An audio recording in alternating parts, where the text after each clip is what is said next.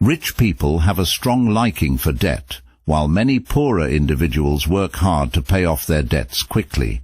The rich find ways to increase their debt, which can be confusing for those who struggle to understand why anyone would want debt and the interest that comes with it.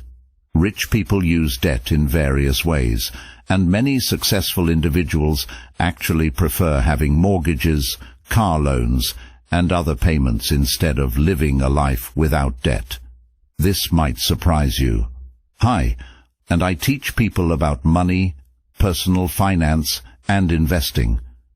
If you want to be financially free and not worry about money, remember to subscribe to the channel and like this video if you find it helpful. You've probably heard of two kinds of debt: good debt and bad debt. Bad debt is when you borrow money for things that cost you money every month and lose value. For example, a car loan is considered bad debt because you're borrowing money to buy something that loses value and costs you money each month. On the other hand, good debt is when you borrow money to make more money. For instance, getting a loan for a rental property or a business can bring in more money than the debt costs you. The income you make from the asset covers the loan payments and even more. Real estate investors don't mind paying interest on borrowed money because they know they'll earn even more. Imagine someone wants to start a restaurant. It's expensive, and they have two choices: save up money for a long time or get a loan and start sooner. Even though they'll pay interest on the loan, if their business is successful, it's worth it. And sometimes the interest paid on loans can lower the amount you owe in taxes. For instance, if you make $100,000 and pay $10,000 in tax-deductible interest, you're taxed on $90,000 instead of $100,000. This doesn't save you the full $10,000 in taxes, but it helps.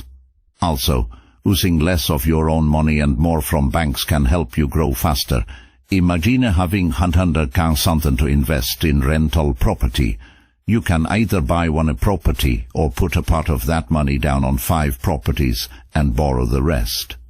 Using the bank's money lets you grow faster and comes with tax benefits. Using debt has risks, though. Borrowing money means you have to pay it back, and if you can't, you could lose your assets. But borrowing can also lead to bigger rewards. When you use borrowed money for investments, your returns can be much higher, whether good or bad. Rich people know that using debt involves risk, but they're good at balancing risk and reward.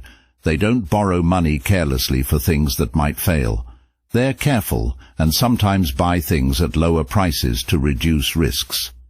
The advice of experts like Dave Ramsey is good for building wealth slowly and securely, but it can take a very long time to achieve big financial goals. Rich people, however, sometimes question this advice. They wonder why they should pay off low-interest debt when they can earn more from investments. They also prefer financing purchases, like cars, rather than paying in cash, as it helps them invest more.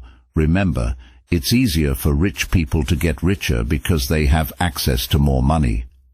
Debt gives them flexibility and lets them make quick decisions without selling assets. Inflation can also benefit people with debt, as the value of their debt reduces over time. In recent years, low interest rates made borrowing money almost free, especially when inflation is high. While borrowing money might seem costly due to interest, when you consider inflation, it's not as expensive as it looks. Using debt is like a double-edged sword.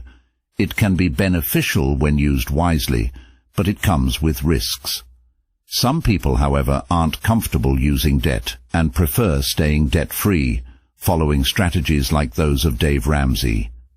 Both approaches have their merits, and understanding them can help you make better financial choices based on your situation.